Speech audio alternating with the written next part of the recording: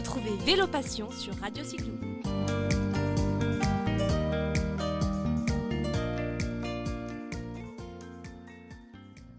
Bonjour à tous, on est sur Nice, ça se voit pas, la mer est de ce côté-là, le cours Salaya par là.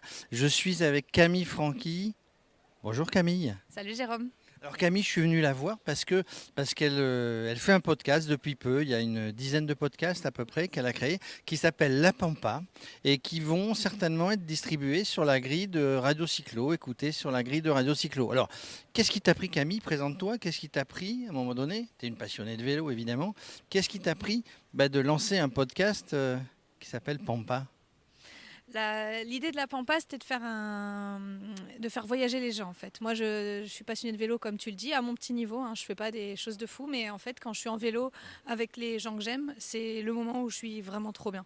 Et donc, mon idée, c'était de découvrir pour moi des nouvelles personnes, découvrir un nouveau milieu, le milieu du podcast, mais surtout d'essayer de raconter une histoire qui fait qu'il y ait d'autres personnes peut-être un jour qui auront envie de se mettre en selle et tester et ressentir le même bonheur que moi en fait.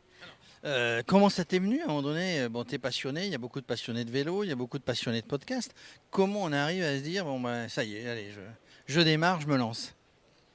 Je pense qu'en fait, c'est venu parce qu'il y a eu une petite épidémie il n'y a pas longtemps. On a eu un peu plus de temps pour nous.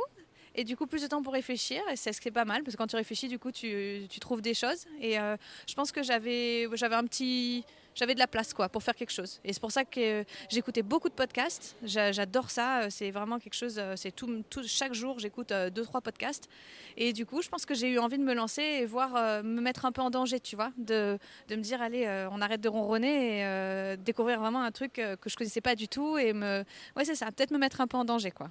Alors, effectivement, on se met en danger quand on fait du podcast. On se met en danger, tout est relatif. Techniquement, etc. Au début, on a peur. Qu'est-ce que je vais poser comme question? Comment je vais faire le montage? Comment je vais diffuser? Et finalement, après, ça vient tout seul. Oui, c'est ça, c'est le petit stress du début. Moi, c'était surtout sur la partie technique parce que j'y connaissais rien. Et après, sur les questions, moi, je fais un podcast qui est immersif, donc je fais beaucoup de montage. Donc, je me rassurais en me disant, bon, au pire, je bafouille, je prends les pieds dans le tapis, puis je la refais. En fait, ça vient assez naturellement. Je fais surtout parler les autres, c'est pas mal, comme ça, je me fatigue pas trop. Et c'est surtout pour moi l'occasion, en fait, le micro, c'est l'excuse de rencontrer des gens que j'aurais jamais rencontrés. Donc Alors, justement, ces gens que tu vas rencontrer, comment tu les dégotes? Où est-ce que tu vas les chercher? je fais un truc hyper original, c'est qu'en fait, je tends le micro aux gens avec qui j'ai envie de parler. Donc en fait, c'est des gens qui vont m'inspirer moi parce que y en a un qui a décidé de partir de chez lui, revenir chez lui et de se faire 1000 bornes au milieu. Quelqu'un qui va partir en famille, quelqu'un qui va partir faire une expédition de dingue où même moi je me demande comment il a trouvé la force. Et en fait, je vais tout simplement leur poser les questions que je me suis posées en fait. Et donc je les décode comme ça. Bien sûr les réseaux sociaux ou le bouche à oreille. Maintenant il y a pas mal de gens aussi. Et là je commence à avoir des gens des fois qui m'écrivent aussi en disant regarde un peu ce que je fais si ça te dit. Donc il y a plein de il y a plein de moyens différents quoi. Alors ça, c'est la consécration. Quand les gens commencent à venir te voir et te dire, viens un peu de moi parce qu'on sort de l'écran finalement. Quand les gens commencent à te dire, t'appeler en disant, tiens, j'aimerais bien t'interviewer, c'est la consécration. Ton podcast, il a quoi? Il a 6 mois, 1 an? Ouais, mon podcast, il a un petit peu moins de 6 mois. J'ai commencé en octobre 21. J'ai commencé avec un rythme bimensuel et maintenant je passe sur un rythme mensuel parce qu'avec le boulot, la vie de famille, tout ce qui est à côté, c'était un peu trop compliqué. Je voulais pas m'en dégoûter. Et donc là, je suis repartie dans une phase hyper passionnante où, voilà, une fois par mois. Et effectivement, ça commence un peu à se connaître. Et puis, il y a même des fois des gens, là, je viens d'avoir la première fois où j'écris à quelqu'un et qui me dit, mais oui, je connais ton podcast avec plaisir. Donc, j'avoue, oui, ça fait plaisir. Ça fait le petit boum boum, quoi. Alors, évidemment, tous les gens, toi tu es passionné, mais tous les gens que tu passes à l'interview dans ton podcast, ce sont des passionnés, ce sont des bikepackers, je ne sais pas si on le dit, enfin, c'est des gens qui aiment voyager, qui aiment faire de la longue distance, et tu essayes de leur faire raconter une belle histoire, de faire ressortir et de donner envie finalement, c'est ce que tu disais au début. C'est ça. En fait, j'interviewe des gens qui vont partir soit hyper légers. Par exemple, on parlait tout à l'heure, entre nous, d'Axel Carion, qui est parti hyper léger en bikepacking. Et après, j'interviewe aussi des gens qui partent beaucoup plus chargés. J'avais Geoffrey Maluski, il avait 50 kilos sur son vélo. Donc, en termes de chargement, en termes de typologie de voyageurs, je cherche des gens vraiment différents. par rapport à ce qu'on disait, d'essayer d'inspirer les gens. Et après, effectivement, je leur fais raconter leur histoire. On passe à peu près 1 heure et demie tous les deux à parler, dérouler la pelote au plus. Et on part un peu dans tous les sens. Et puis après, moi, je fais mon puzzle. J'appelle ça mon puzzle, quoi. Je me réécoute tout. Je décide comment je vais mettre en valeur leur histoire.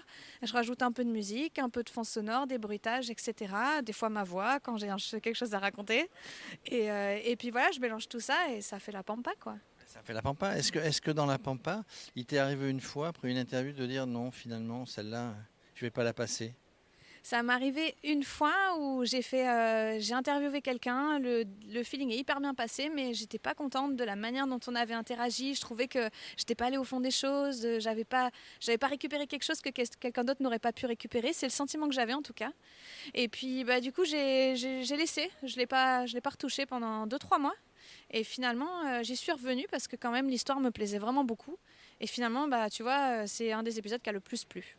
Donc il faut pas que je m'écoute trop en fait. Donc, pas d'a priori quand on a fait. Alors parfois, c'est intéressant de laisser passer du temps parce qu'il faut que ça mûrisse. Est-ce que dans toutes les pampas que tu as racontées, est-ce qu'il y en a une qui t'a donné envie d'y aller? Tu serais presque parti, allez, on prend le vélo et on y va.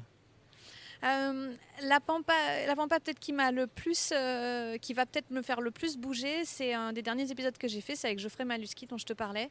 Parce que ce que j'ai bien aimé, c'est qu'en fait il est parti de zéro et à J-10, il s'est dit alors je vais construire un canoë, ça tombe bien, il y a les fêtes de Bayonne, je vais aller prendre des bouteilles là-bas, je vais appeler un type, il va me mettre une structure en bambou, je vais rouler avec un copain et après je vais descendre, je vais faire une partie en vélo, une partie en canoë et il est vraiment parti de rien. C'est-à-dire que c'est quelque chose qu'on dit tout le temps, je pars de rien, mais là c'est vrai. Et ça m'a vraiment aidé parce qu'il est parti de rien matériellement et en termes de connaissances. Et ça, je trouve ça, pour quelqu'un comme moi en tout cas, c'est hyper rassurant parce qu'en fait, moi j'ai plutôt tendance à attendre de savoir faire pour faire. Et en fait, non. Et ça, du coup, je pense que cet épisode-là, il m'a vachement marqué et je pense que ça va me mettre encore plus le pied à l'étrier. Alors, question indiscrète, toi tu roules à vélo, évidemment. Tu vas taffer à vélo? Ouais, moi je vélo taf, je fais 20 bornes par jour. Et en plus, je fais du voyage à vélo. Je fais à peu près 2 à 3 voyages par an. Donc en famille, le but c'est de bien manger, de découvrir des choses, de pédaler, de se lever, d'être sur son vélo et d'en redescendre le soir. Exactement ce que m'avait dit Axel il y a quelques mois et c'est ça. Axel, quel exemple cet Axel. C'était ton premier podcast, depuis il y a eu un petit peu de chemin parcouru, il y a eu d'autres podcasts. On va te retrouver avec plaisir sur Radio Cyclo, sur la grille, et puis tu continues de distribuer pour trouver tes podcasts. On te trouve sur Apple, sur Spotify, sur Deezer, sur tous ces portails.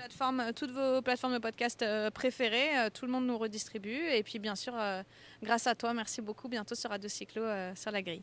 Et si vous avez envie d'être interviewé, vous avez vu, vous l'appelez, puis elle vous interviewe si elle pense que c'est intéressant.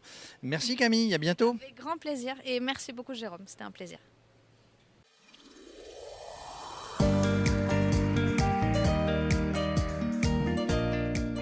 Retrouvez Vélo Passion sur Radio Cyclo.